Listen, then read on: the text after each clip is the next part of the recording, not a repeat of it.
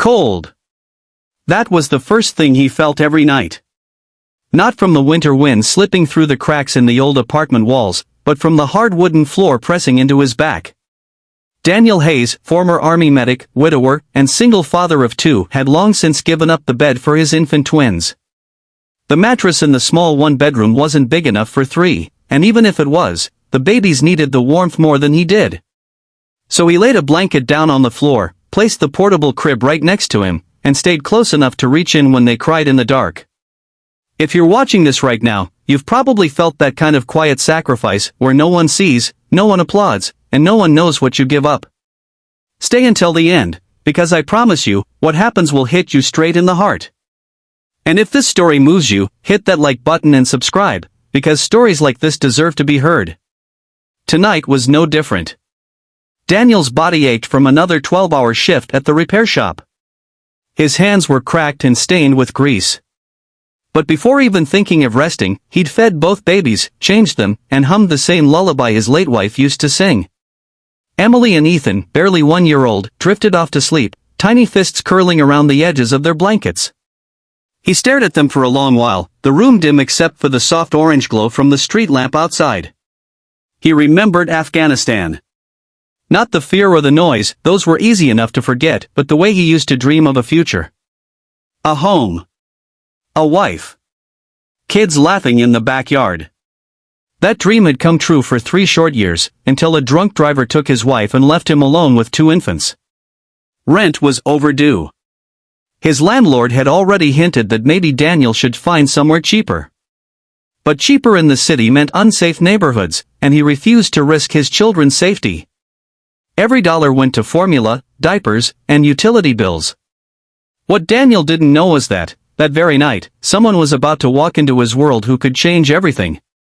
Across town, in a penthouse office that looked down over the city lights, Alexander Grant, one of the wealthiest men in the state, was reviewing paperwork for a charity expansion project. On his desk sat a worn manila folder with the name Daniel Hayes scribbled on the front. It had been sent by one of Alex's outreach managers, with a note that said, "This man doesn't know we exist. But we might be exactly what he needs." Alex wasn't convinced. He got dozens of cases like this every week, and most were more complicated than they appeared. But something about this one, the fact Daniel was a veteran, the fact he was caring for twins alone, the note about him refusing to take charity, it made Alex want to see for himself. By midnight, Daniel was still awake.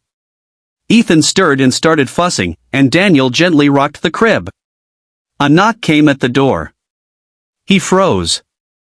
Nobody knocked at this hour. When he opened it, he found a tall man in a dark coat, holding an envelope. His expression was strange, like he was looking at something he hadn't expected. And then Daniel realized, the man wasn't looking at him. He was looking past him. Straight at the sight of a single dad, in worn socks, lying on the bare floor next to 2 sleeping babies. Alex stepped inside without speaking. For a long moment, he just stood there. His eyes flicked between the cracked ceiling, the single crib, the floor blanket. "You're sleeping on the floor?" Alex finally asked. Daniel shrugged. "It's fine. The kids need the bed. I've had worse." Something in Alex's chest twisted. He'd seen money buy everything, comfort, security, even fake affection. But here, in this tiny apartment, was something it couldn't buy, a man quietly breaking himself to give everything to his children. "I'm not here to judge," Alex said slowly. "I'm here because I think I can help." Daniel frowned. "Look, if this is some kind of charity." "It's not charity," Alex interrupted. "It's an opportunity. One that'll mean you never have to sleep on the floor again." What followed that night was the beginning of a friendship neither man expected. Alex offered Daniel a job in one of his company's maintenance divisions, higher pay, flexible hours, childcare included. Daniel refused at first, pride getting in the way. But Alex didn't give up. He came back the next day. And the next. And the next. Weeks later, Daniel finally accepted. The change was slow but powerful. The twins had their own room. Daniel's hands still worked hard every day, but now for a future he could actually see. And one spring afternoon, Alex dropped by again, not as a millionaire offering help, but as a friend bringing toy trucks for the twins. "You could have just sent someone," Daniel said, smiling. "I could have," Alex replied, watching Ethan toddle toward him. "But then I'd have missed seeing what love looks like in its purest form." If you're still watching this, remember this: the world won't always see the nights you spend on the floor, the days you keep pushing through pain, or the quiet battles you win alone. But somewhere, somehow, someone might walk in and really see you, and that moment can change everything. So if this story touched you, hit that like button, subscribe, and share it. Because maybe someone out there needs to hear it tonight. The night after Alex first walked in, Daniel lay on the same blanket, staring at the ceiling. His mind wouldn't stop replaying the conversation. He had been polite but guarded. You don't survive deployments and personal loss without learning to be suspicious of sudden kindness. The twins were breathing softly, one tiny hand sticking out of the crib, fingers twitching in a dream. He reached over, covering them again with the worn blanket. He thought about Alex's words, "It's not charity. It's an opportunity." What did that even mean? In his experience, opportunities came with strings, contracts, or someone eventually wanting something in return. The next morning, before sunrise, Daniel was already at the repair shop.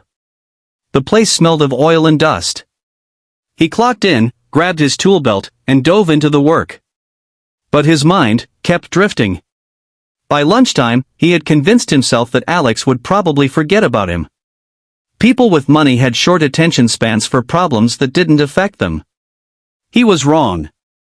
That afternoon, the shop door opened, and in walked Alex, not in an expensive suit this time, but in jeans and a jacket.